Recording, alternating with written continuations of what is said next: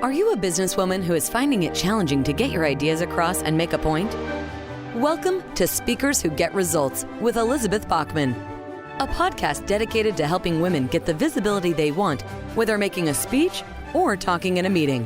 Every week, get valuable lessons from Elizabeth or learn from her roundtable conversations with experts and speakers on how to make a difference, not just a point. On to the show with your host, Elizabeth Bachman. Hello and welcome to Speakers Who Get Results. This is Elizabeth Bachman and I am your host for this podcast.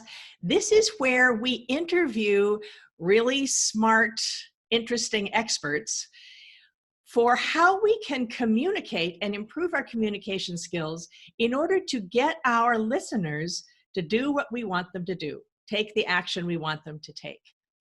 Whether you are speaking in a meeting or you're trying to convince one specific person to purchase your services, for instance, or help your team, or whether you're up on stage speaking to lots and lots of people, there are hundreds and hundreds of tools that we can use to speak to get results.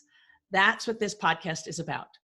Before we begin, I'd like to invite you to go over to speakforresultsquiz.com. It's our free assessment, takes about 5 minutes, and you can see where your speaking skills are strong and where maybe you could use a little bit of support. So today, I am super excited to have my friend Christy Rutherford here as our guest today. Christy, welcome to Speakers Who Get Results. Thanks, Elizabeth. Thanks for inviting me. I am excited to share some insight with your listeners today. Me too. I have to tell you that I've been following Christy since probably 2012, 2013, when we were both at the beginning of this phase of our careers. And we're still here. Thank goodness for LinkedIn, because we've been following each other, and she's one of the people whose articles and posts I share because she's really smart. So the cool thing about being a podcast host is you get to interview people that you really want to hear and learn from. Definitely, I love it. Yeah. So the official bio is that Christy Rutherford is a globally recognized leader. She's an advisor to executive leaders and businesses. She's also a keynote speaker and an author. So she published 5 #1 best-selling books on Amazon in 8 months. My God, when did you sleep? I didn't. Yeah. Well, she's an alumna of the Harvard Business School. Whoop, whoop. She's also a certified executive leadership coach from Georgetown University and has been featured in Forbes many, many times.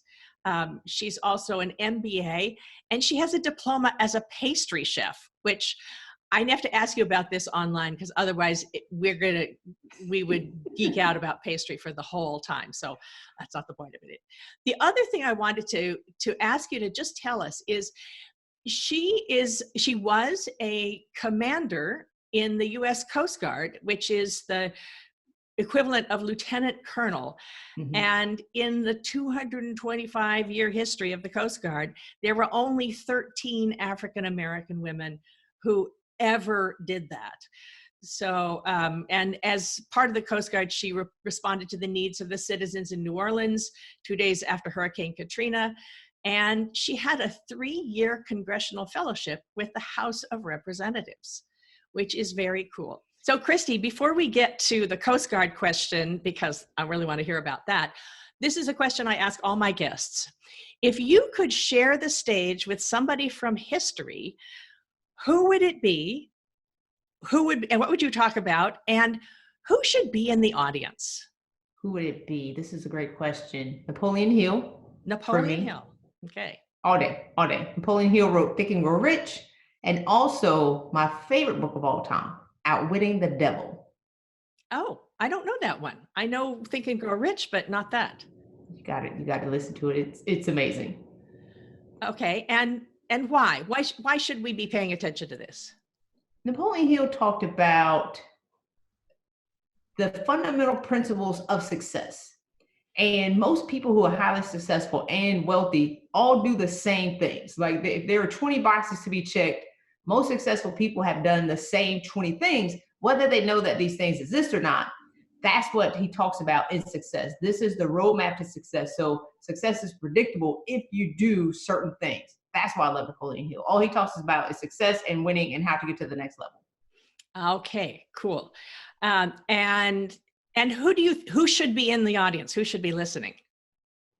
Who should be in the audience is anyone who wants to do more, have more, and be more. So if you're looking forward to your destiny or what's next or expanding your growth and promotion, raises, bonuses, money, whatever you want, health, family relationships. If you want more, those are the people that should be in the audience. But Elizabeth, what I've learned is a lot of people have become complacent and don't really want a lot.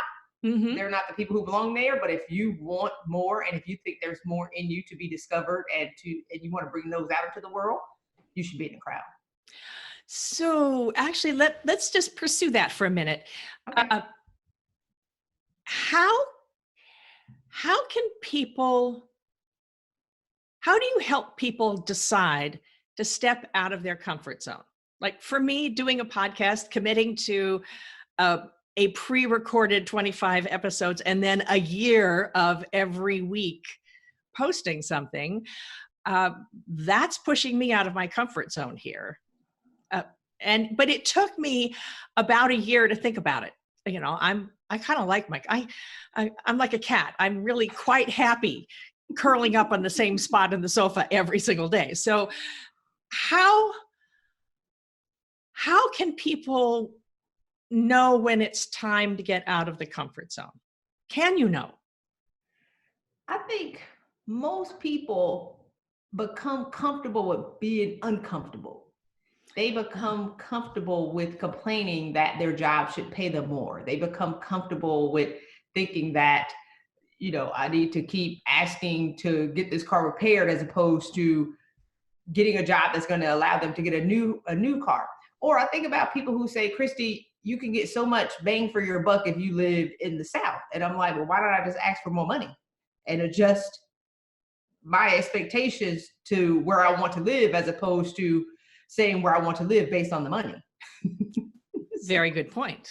Yeah. And let's talk a little bit about, since you and I both do leadership coaching, what makes people take the step? How can you actually nerve yourself up to taking the step? I think a lot of times you're going to have to step. And Elizabeth, I only work with people who want to move forward. I can't, and it's almost like a reflex test. You're in the doctor and they hit your knee and it twitches, or your elbow and it twitches. That's a person who, if they're given a bigger idea or a greater version or a vision of themselves, they're willing to move because they twitched. Those are the people that I work with. But if you don't move, that means that you're not ready to work with me, because I don't want to spend 2,000% of my energy trying to get you to move, where I can spend all of my time and energy on that one person, or I can go and knock the elbows of 2,000 people. Yes, who are ready to move. Yeah, that's a good point. We've all had the clients who say, yes, I'm in, and then they never actually do it. Or for that matter, I don't know about you, Christy, you probably did everything perfectly every time, but I've had plenty of times of things that I've signed up for, and the book went up on the shelf help shelf, I just never actually did the work. So I'm curious, were you always the ambitious one? Is that what got you into the Coast Guard? Talk a little bit about that journey, how you got there. Yeah, well, I've always been ambitious. I've had jobs since I was 8, the small jobs around my house and with my family. And then I babysit my cousins when I was 12 for $5 a week. And yeah, I know that one. I started my first real W-2 job at 14. I was cutting grass. And so when I joined the Coast Guard I was about 20, and they were recruiting minority officers at the time. My grades were not the best, Elizabeth. So I have a gazillion degrees now, but it took me a while to grow into my brain or really learn that my gift for learning is different than how they teach it in public school. Does that make sense? Yeah. Talk a little bit more about that, please. I'm a person that if I can see a picture, the macro level vision, then I can fill in the details under that. But the way they teach in school is they give you the details to build up to the picture. Okay. And they lose me every time. That's not my learning style. And when I finally figured that out, and I think, got into some opposition in my career and I started to say, I'm going to show you and prove you wrong. That's when I really stepped into my power. So I joined the Coast Guard in 96. My friend joined the Coast Guard, came back to school driving a Mitsubishi 3000 GT, which was a sports car at the time that I wanted to be like her. And I joined the Coast Guard. I don't even know what they do, but they look like they pay well. I'm in. Okay, that's good. I have a friend who succeeded in her job because she wanted to have a Porsche. So yeah, I get it. I get it. I'm not a car person myself, so that didn't really get it. But yeah, the Porsche was what made her do her profit in her first year in business. So it was the car that got you into the Coast Guard. Cool. And since the Coast Guard, I think, is the least known of the services, what does one do in the Coast Guard? And what does one do as a woman in the Coast Guard? Our main mission is search and rescue. One, when people are out in their boats and they call Mayday, Mayday, we are the people, and depending on which waterway they're in, if they're in a federal waterway, we go out and save them. So my expertise was incident management and pollution response. So if a cruise ship, so some of these cruise ships catch on fire or they sink or they take on water or any large vessel that's in the area, we regulate them for safety and security purposes. And so we do a lot of maritime law enforcement and stuff like that. So it's a wide range of things that we do that I think for the most part, we are not able to tell our own best stories, but we do a lot of great things. So you said incident management and response. Were you on the vessel or were you at headquarters sitting there organizing things? Well, we'll be on land. So when I was in Norfolk, we're like the maritime 911. So if something happens to a ship or a tug, where if it catches on fire, if it starts taking on water, they will call us. And then we'll dispatch the resources that are needed to take care of the incident. Okay. So we're like a maritime 911. Okay. And so how was it being a woman? How did you get to be an officer? When I joined the program that they were looking to recruit minority officers, that was out of college. So I went to boot camp, I went back to school, graduated, and then I went to officer training. And after 4 months, became an officer. So being a woman, the Coast Guard is majority male, which is a lot of the industries around. Being a woman, there were, I don't know, it was maybe 15, 20% women. But being a minority woman, an African-American woman, our demographic, when I left, which was the high point, was we were 0.1%. So it was 50 African-American women out of 47,000 people, or 50 African-American female officers out of 47,000 people. And that was our high number. So when I joined, it was probably 20 of us. Wow. So a big part of what we talk about on this podcast is perception and coping with how you are perceived, and then either using it or moving forward. I'm curious, and how do you deal with the diversity thing? I'm sure there were people who said you were only hired because you were female and African American. You couldn't possibly be good enough to get there on your own. I'm sure you got that, right? How do you deal with that? I was told at boot camp, you don't belong here. You'll never make it. You'll never be anybody. You're black. You're a woman. Blah blah blah. Great. I'm going to prove you wrong. When we went to officer training, so these are the entry sources. I went back to college, came back, and they said the same thing. And I said, I'm going to prove you wrong. I was aggressive and I would curse you out. And I'm going to match your energy, Elizabeth. You're not going to talk to me like that. I think over time, but when I went to my first ship, a lot of people had never seen another Black woman in uniform. And so when you think about bridging the gap in building a relationship, men, white women have in common with white men, the majority of that they're white. Mm-hmm. Black men or minority men have in common with white men, the majority they're men. Black women and minority women don't have any of those. So we have to work extra hard to bridge the gap. And so I had some challenges when I first went on the ship. And so my goal was, even at a higher rank, quote unquote, and they know we don't know what we're doing because we're like the young junior managers who come in. And so these are the people who we don't have the experience. So we're trying to manage people who are 15, 20 years our senior and say, I'm your leader. They're like, yeah, right. So I had to work extra hard to say, hey, you know what, just respect me as my rank right now, but I hope in time to gain your respect as a person. And that's totally relatable to business. Absolutely. Mm-hmm. There's a lot of the women that I work with are the women who have gotten so far, but no farther, mm-hmm. which is actually mm-hmm. what happened to me in my previous career in the opera business, is that I kept wanting to run an opera company. And mm-hmm. my colleagues kept saying, hell yeah, Elizabeth, any opera company you run, I'm going to come work with you, no problem. Well, I didn't realize until nowadays when I'm starting to do this work, that it wasn't something in me that I kept getting to the short list, but not getting mm-hmm. chosen. Mm-hmm. And it took me years to realize that it wasn't a failing in me. It was that I didn't look like the people who are choosing. Mm-hmm. And so, ultimately I had to make my own opera company because no one would give me one to run.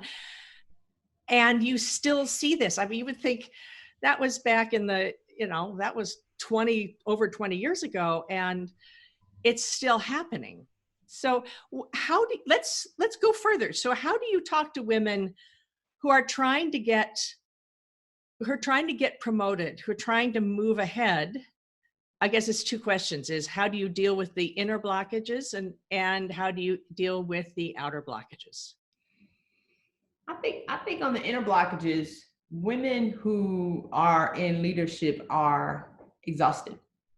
Yeah. The women who want to break out of middle management, a lot of women just stay there, they get stuck and they get exhausted and then they quit. And then the fight is almost beat out of you, where you throw your hands up and you give up and you say, this is good enough. And mm-hmm. I'm going to stay here forever mm-hmm. and retire. And then you're going to have the women who are going to continue to fight. And the problem is the women that continue to fight are the ones who are considered aggressive or passive aggressive, or their demeanor Bossy. Is not pleasing. Yeah. Or the other pleasing. B word. Yes. Yeah. It's we're called names because we're still fighting. And I think at a certain point where the fighting actually works against you, but you're so accustomed to the battle that it gives them a reason to say you don't belong. Mm-hmm. And so the inner work has to be done. I was talking to a client last night who's actually from the UK and ended up leading up this huge organization. And so we did some work, and it's probably been about 3 months. And I said, her boss is now giving her more freedom. She thought that he was always trying to hide her behind him, and she never got her due because they're basically, as a team, very, very successful. And when we talked last night and she was giving additional responsibilities to now be visible in the organization, I asked her what was different and why does she think that he's now allowing her to do that? And she said, it's because I'm no longer a smart ASS, and I'm not passive aggressive, which she was. And he doesn't have to clean up her mess of her, having to explain why she reacted the way that she did. So he would have to defend her actions all the time. And really? Now that she has peace, she doesn't fight. She's now more of a leader. She's more cooperative. She's more of a team player.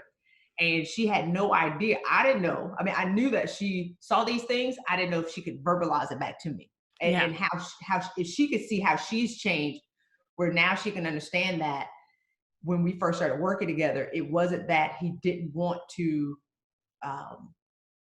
allow her to be visible. She wasn't trusted to be visible. And now she is, and he's given her those opportunities. Interesting. So that was something that she had to change the way she performed. Did she have to change the way she thought about herself?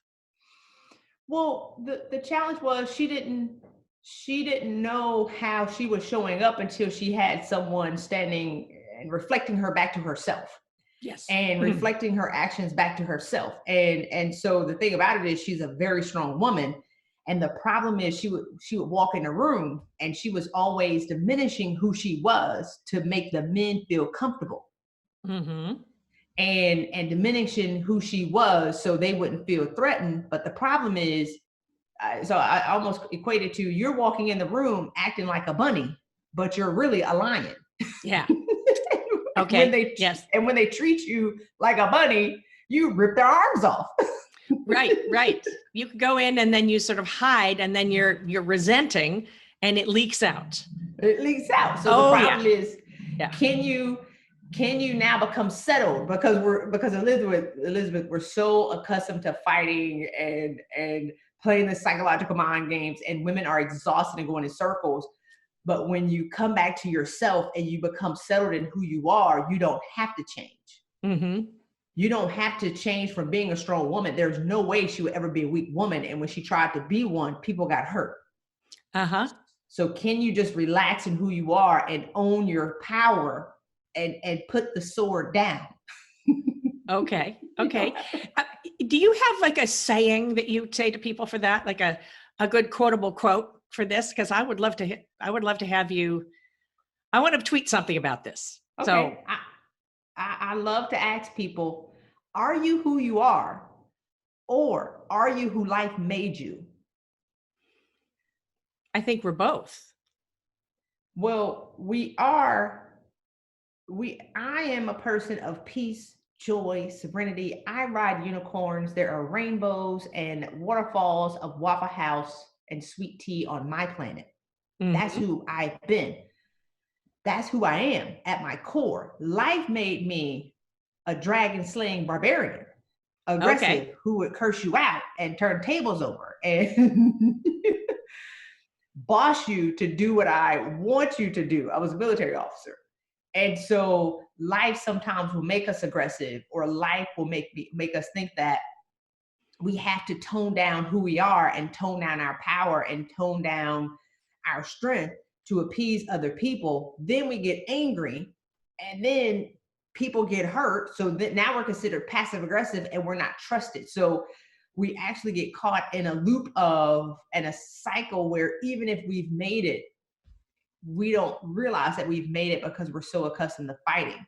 So the goal is, how can we break that cycle? Now we're creating our own destruction, where the men are no longer trying to destroy us, because they do in the beginning. Don't get it twisted. Mm-hmm. Where we're now destroying ourselves and they're just watching it.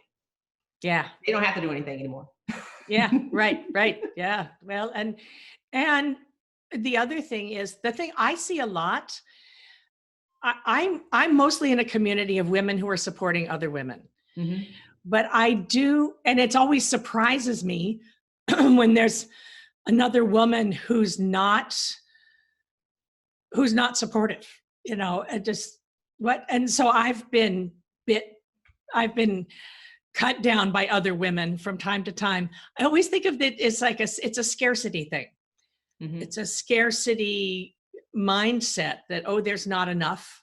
And so I have to make sure that she doesn't come in and compete with me. I hope that's changing. I think it's something different. Okay. If I don't like me, and if I no longer recognize myself in the mirror, then I'm going to hate that which looks like me, which is another woman. Ah, okay. And it's not about me at all, or you as the person. It's, if I don't like me, and if I had to sell out, and if I lost my sense of self, anything that looks like me, I'm going to hate that too. Mm-hmm. It just so happens to be you. So I'm the first victim. You're the second victim of my self-hate. Mm-hmm. Okay. That's very, very interesting.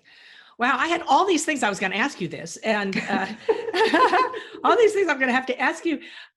Can we talk? You said something before we started recording about the game of promotion. Can you talk a little bit about playing the game? Definitely. There is a game when it comes to getting promoted. There is a game. And if you, I've seen a lot of women say that they don't want to play the game where you're actively deciding that you don't want to move forward. There is a leadership game going on. It's like a game of chess. And what I work with my clients, all of my clients, raises, bonuses, promotions, stock options, I am a master of the game. I love it. It makes me happy. And we play chess all day. And so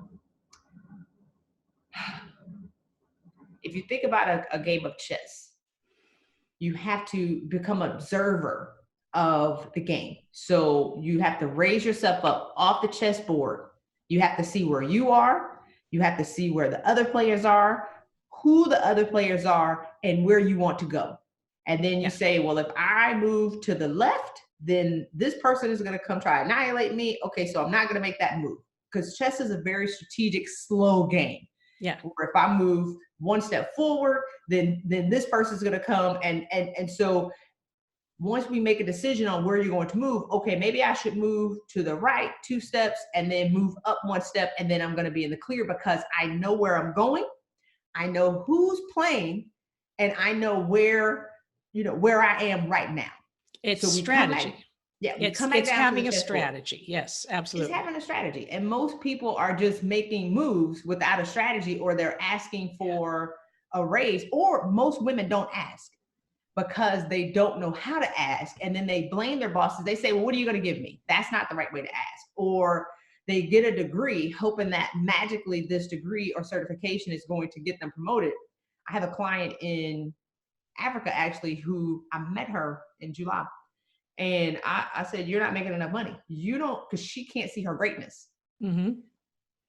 You should be making a lot more money than you're making right now. You'll be easy. You don't have any baggage. You're not dragging around. You're not bitter. She was just unaware of who she was and almost complacent. She just got a 40% raise and a new job. So how do you ask? If I think about what is your market value? So you don't just ask for a raise. I was thinking about one of my clients. She had been asking, but she kept saying, what are you going to give me? I have increased the revenue of this company by $3 million. And I think that I should get a portion of that. And that should be, whether it's a bonus of $20,000 or $30,000, or I've been the top performer in this organization in the top 2% of the country for the past 3 years. I would like to get whatever that quantifiable number is to you. A lot of women know that men around them are making double of what they make. Yeah. And they have half the results. It's because the men are asking, I want a 10% raise, or I want a 15% raise, or I want a 30% raise. So it's trying to get that, what your value is, and capturing a portion of that. So I would like a 30% raise, or I would like a 15% raise. And it's the power of 3. I always tell people to ask for 3 things. I want a 15% raise, whatever. It could be 30. I have one lady who got 35%. I would like a 15% raise, a $5,000 bonus, and I want to go do a week at Harvard Business School. I always tell people to ask to go to Harvard. Yeah. So, mm-hmm. So yes, and mm-hmm. the way women ask is not treated the same as the way men ask. So let's talk a little bit about that. Is that you can't just walk in and say, I want this. I mean, yes, you can walk in and say, I want this, and this. And where a man, no one would bat an eyelash. For a woman, you suddenly say, who's this aggressive, demanding, pushy person? You can't be a man, and you have to do it a woman's way. So what do you ask people? How do you tell people to do this their way? Men have the relationship, Elizabeth. They go out to lunch with their bosses. They go drink beer at happy hour at the pubs. They play basketball with them in the morning. They play golf with them on the weekends. They know them. People promote and give money to who they know, like, and trust. Women are working to drive results. Women are eating lunch at their desk. Women are working late to drive results. A woman has a once a quarter meeting with their bosses to discuss their results, while the men are building weekly relationships. And the men are the ones who continue to get everything that they want because they know them. And there was a Harvard Business Review that said a mentor is someone who knows what to do and will show you how to do it. A sponsor is someone who has power and will use it for you. The challenge is with sponsorship, if a person's personal reputation is on the line for how they're going to use their power and their name and their influence to be able to move an obstacle out of the way for somebody, or put their name in a hat, or recommend them for something huge, they're going to go, if this is my personal reputation, I'm not going with the woman that I meet with once a quarter, or I never see it, I never talk to. I'm going to go with the person that I know, because I know his family. I know everything about him. I know his problems. I know his challenges, because I'm with this person 2 to 3 times a week. That's before the ask. We have to build the relationships. It reminds me of second grade, coming up to the circle of the in crowd saying, "Can I play?" And they turned around and said, "No." So I was like, okay. So, yeah, that they didn't know me. They didn't trust me. So, Christy, this is amazing. I could keep talking to you for hours, but we don't have that much time. So how can people learn more about you? They can go to my website, ChristyRutherford.com. I also have 2 free videos that I'm giving away that discusses what we just talked about with regards to promotion. So that's on my website, ChristyRutherford.com/promotion. And I have a private community that I've recently launched. Is Christy R on Demand. So I have videos, podcasts, my audiobooks, all the things that I do, live events, all of that is on demand, where you can watch the insight and get the information on relationships, because we have challenges in our relationships as high achieving women, living a purpose-driven life, stress management, and all those things. And that's on ChristyRondemand.com. Thank you so much, Christy. All this information is also going to be in the show notes. So I highly recommend checking in with Christy Rutherford at ChristyRutherford.com. And this has been Speakers Who Get Results. Be sure to go over and check out the speakforresultsquiz.com, where you can see how you can get better results, where you're rocking it, and where maybe you might need a little help. So help me with that. I'm Elizabeth Bachman. Thanks so much for tuning in, and I'll see you on the next one. We have just concluded another great episode of Speakers Who Get Results with your host, Elizabeth Bachman. If you got value from today's episode, please feel free to share us with your friends and colleagues. You may also visit ElizabethBachman.com for additional resources. Be sure to tune in every week for new episodes, and thanks for tuning in.